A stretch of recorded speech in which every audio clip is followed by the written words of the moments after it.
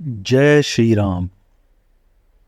प्रभु राम का व्यक्तित्व इतना विशाल, इतना महान है, उन्हें कुछ भी कहने वाले या उनके विषय में विपरीत सोच रखने वाले, वे सभी समर्थक और विरोधी कभी भी उन तक नहीं पहुंच पाते।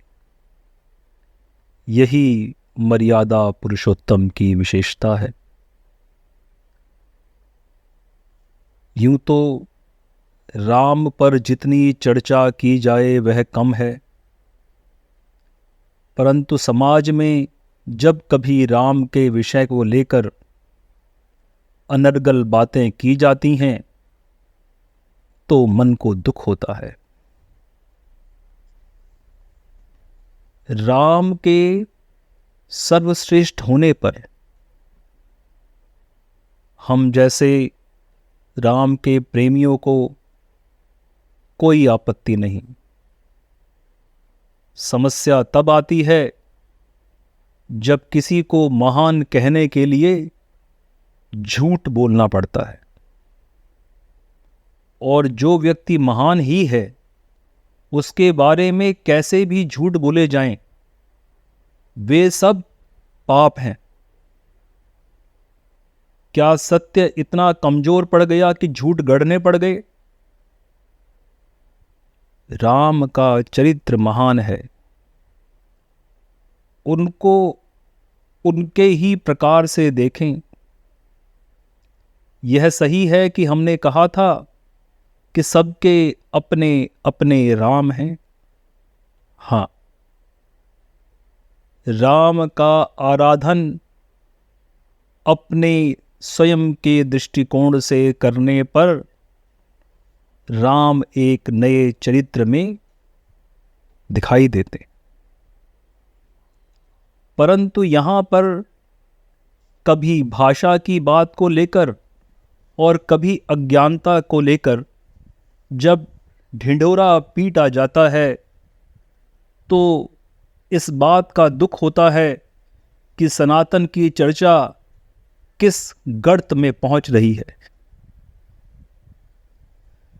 सीधा विषय पर आते हुए, आदि पुरुष शब्द का उल्लेख जब भी आप करें वो राम के लिए नहीं हो सकता।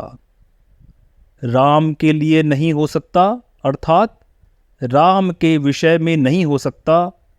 राम को आदि पुरुष नहीं कहा जा सकता। राम आदि पुरुष है ही नहीं। राम सर्वश्रेष्ठ हैं, राम महान हैं, राम मर्यादा पुरुषोत्तम है, परंतु राम आदि पुरुष नहीं है। कैसी मूर्ख संकल्पनाएं राम के विषय में कही जा रही हैं। राम तो किसी भी तरह से आदि पुरुष नहीं हो सकते।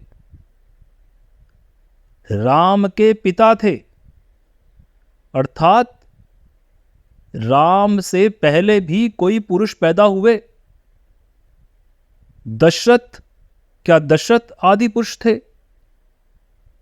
दशरथ तो रघुवंश में उत्पन्न हुए, तो क्या रघु आदि पुरुष थे? हम आदि पुरुष को समझने के लिए सीधी साधी व्याकरण समझते हैं। आदि का अर्थ है शुरुआत, आरंभ, आरंभिक पुरुष, यानी वह प्रथम पुरुष। तो किस संसार के प्रथम पुरुष राम हो गए। और यदि आप उसका इस प्रकार विवेचन करते हैं कि क्योंकि जिस प्रकार देश में राष्ट्रपति को प्रथम व्यक्ति माना जाता है, तो उसी प्रकार हमारे धर्म ग्रंथों में राम को प्रथम व्यक्ति के रूप में मान्यता है। मनुष्य अवतारों में भी राम पहले मनुष्य अवतार नहीं थे। भगवान विष्णु जो कि स्वयं ब्रह्म हैं, वे उनके मत्स्य, कूर्म, वाराह, नरसिंह, परशुराम, वामन। परशुराम और वामन अवतार तो पुरुष अवतार ही थे, मानव के रूप में अवतार थे। यद्यपि चलचित्र के विषय में बहुत सी बातें हो रही हैं, वे उसके विशेषज्ञ जाने, जिन्होंने बनाया वे उसका उत्तर दें, परंतु एक राम के प्रेमी होने के कारण मेरा तो यही निवेदन है कि प्रभु राम स्वयं में इतने महान हैं कि उनके लिए झूठ बोलने की आवश्यकता नहीं है। आप झूठ उन लोगों के विषय में बोलते हैं जो धूर्त होते हैं और फिर उन्हें महान बताने के लिए झूठ बोलना पड़ता है। तो राम की जो वर्गीकरण आप लोगों ने की है वो क्या उस स्तर पे पहुंचा रहे हैं, यह दुखद है। आदि पुरुष राम को न कहें, मर्यादा पुरुषोत्तम कहें, सर्वश्रेष्ठ मनुष्य कहें, उन्हें प्रभु राम कहें, उन्हें इस धरती का पालनहर्ता भी कह दीजिए, जबकि ऐसा नहीं है। धरती के पालनहार भगवान श्री विष्णु हैं, परंतु व्यक्ति को आदर्श चरित्र समझाने के लिए जो भगवान का अवतार हुआ, उसको जतलाने के लिए झूठे शब्दों का सहारा लेना धूर्तता है। मूर्खता धूर्तता एक समान। राम आदि पुरुष नहीं थे। आदि पुरुष का अर्थ है प्रथम पुरुष, आरंभ का पुरुष, जिससे इस धरती पर जीवन आरंभ हुआ।